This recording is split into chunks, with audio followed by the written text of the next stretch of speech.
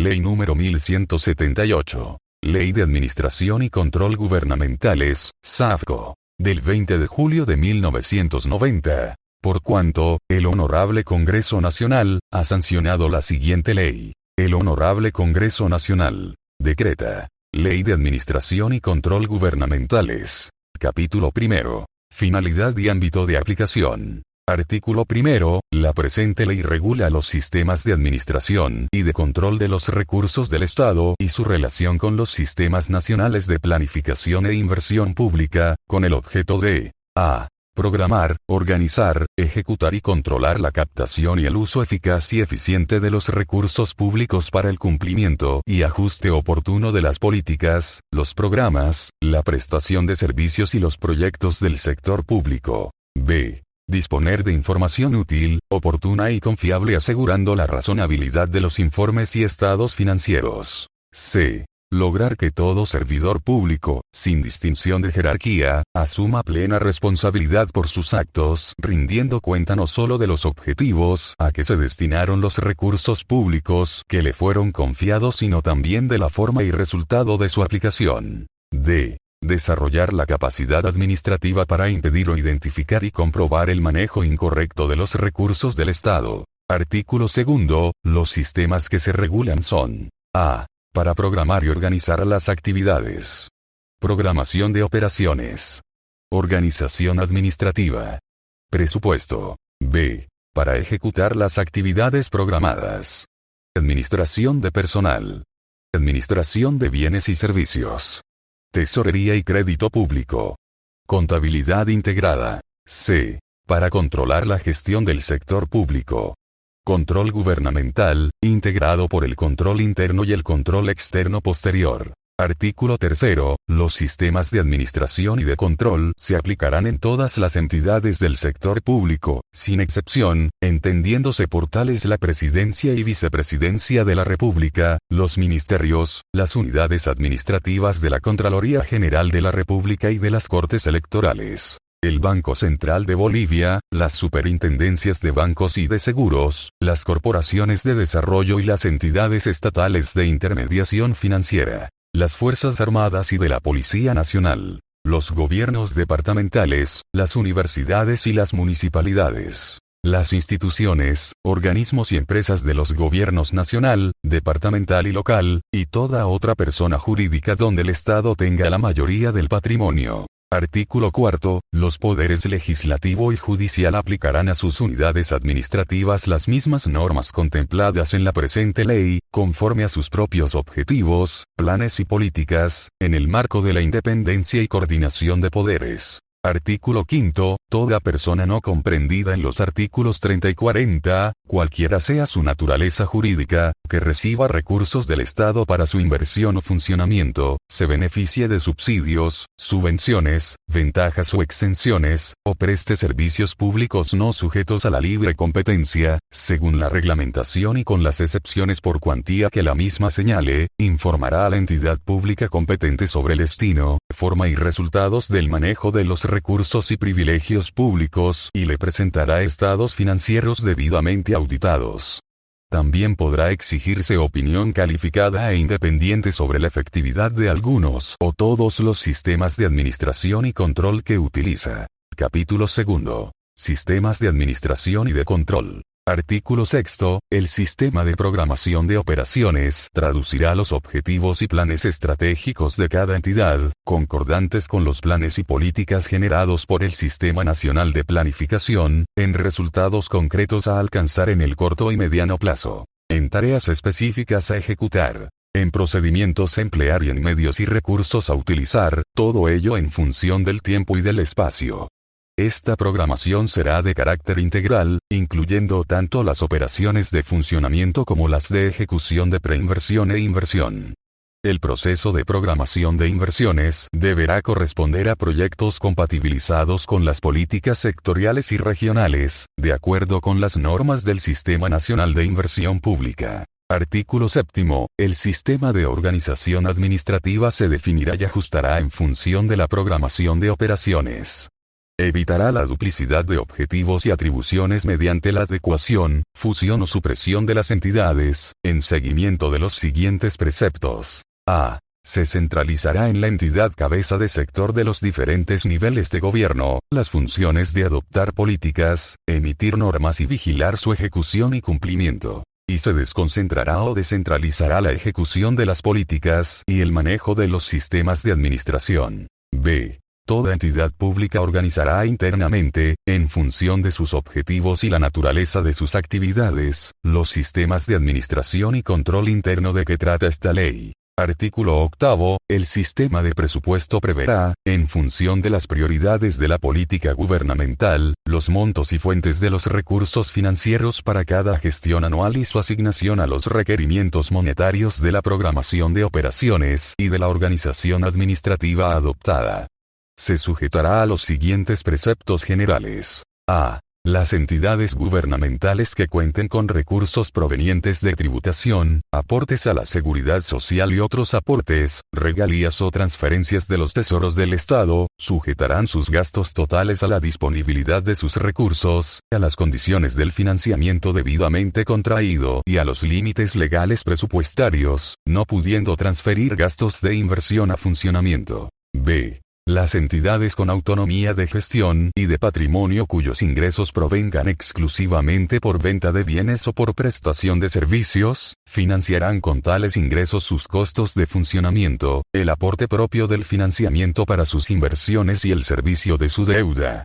Sus presupuestos de gastos son indicativos de sus operaciones de funcionamiento e inversión. C.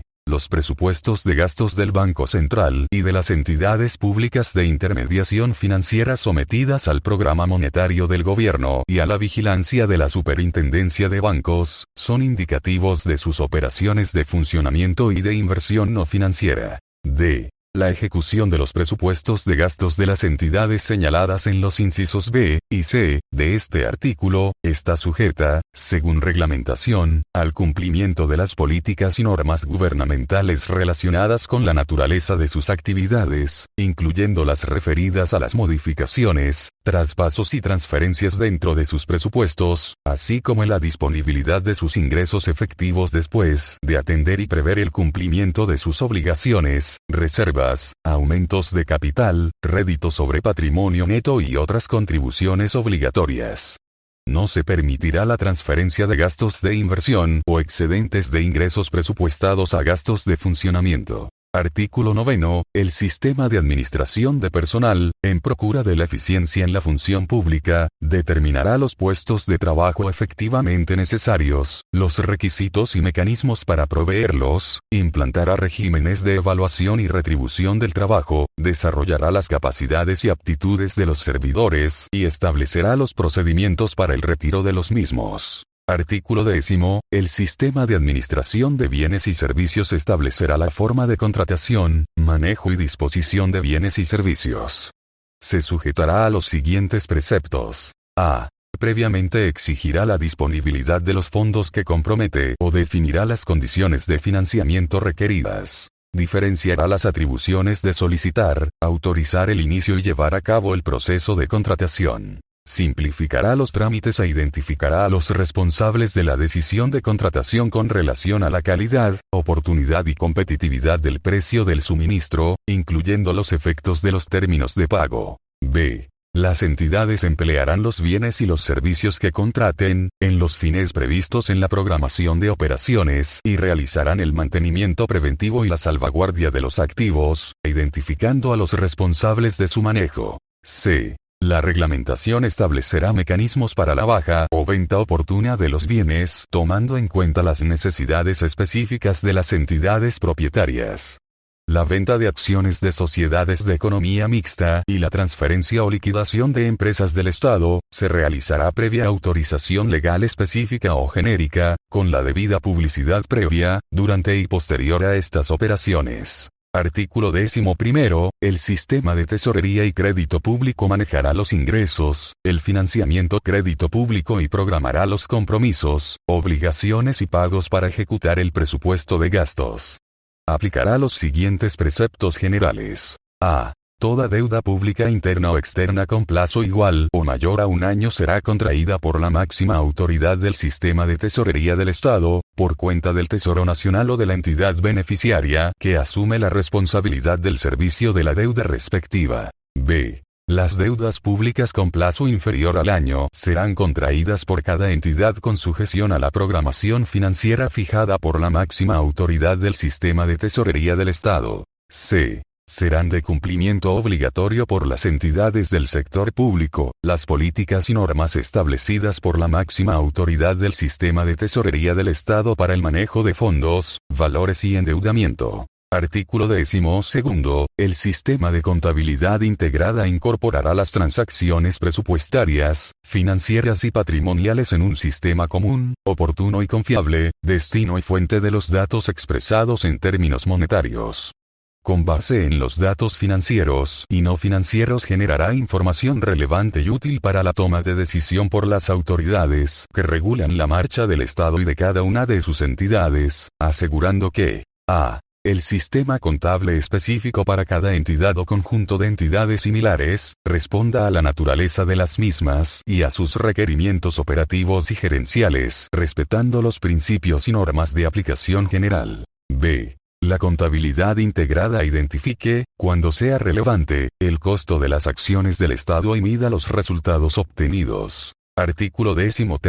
El control gubernamental tendrá por objetivo mejorar la eficiencia en la captación y uso de los recursos públicos y en las operaciones del Estado, la confiabilidad de la información que se genere sobre los mismos, los procedimientos para que toda autoridad y ejecutivo rinda cuenta oportuna de los resultados de su gestión, y la capacidad administrativa para impedir o identificar y comprobar el manejo inadecuado de los recursos del Estado. El control gubernamental se aplicará sobre el funcionamiento de los sistemas de administración de los recursos públicos y estará integrado por a. El sistema de control interno que comprenderá los instrumentos de control previo y posterior incorporados en el plan de organización y en los reglamentos y manuales de procedimientos de cada entidad, y la auditoría interna. Y b. El sistema de control externo posterior que se aplicará por medio de la auditoría externa de las operaciones ya ejecutadas. Artículo 14. Los procedimientos de control interno previo se aplicarán por todas las unidades de la entidad antes de la ejecución de sus operaciones y actividades o de que sus actos causen efecto. Comprende la verificación del cumplimiento de las normas que los regulan y los hechos que los respaldan, así como de su conveniencia y oportunidad en función de los fines y programas de la entidad.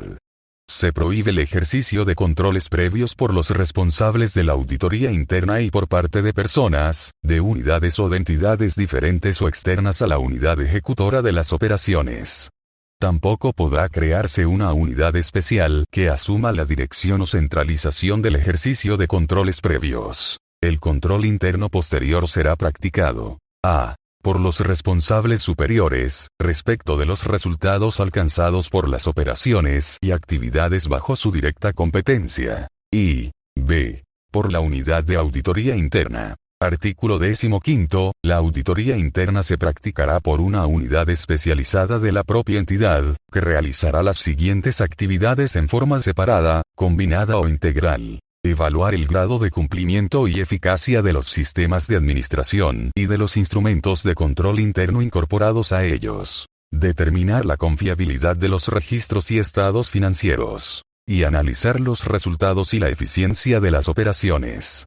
La unidad de auditoría interna no participará en ninguna otra operación ni actividad administrativa y dependerá de la máxima autoridad ejecutiva de la entidad, sea esta colegiada o no, formulando y ejecutando con total independencia el programa de sus actividades. Todos sus informes serán remitidos inmediatamente después de concluidos a la máxima autoridad colegiada, si la hubiera, a la máxima autoridad del ente que ejerce tuición sobre la entidad auditada, y a la Contraloría General de la República. Artículo 16. La auditoría externa será independiente e imparcial, y en cualquier momento podrá examinar las operaciones o actividades ya realizadas por la entidad, a fin de calificar la eficacia de los sistemas de administración y control interno. Opinar sobre la confiabilidad de los registros contables y operativos. Dictaminar sobre la razonabilidad de los estados financieros. y evaluar los resultados de eficiencia y economía de las operaciones.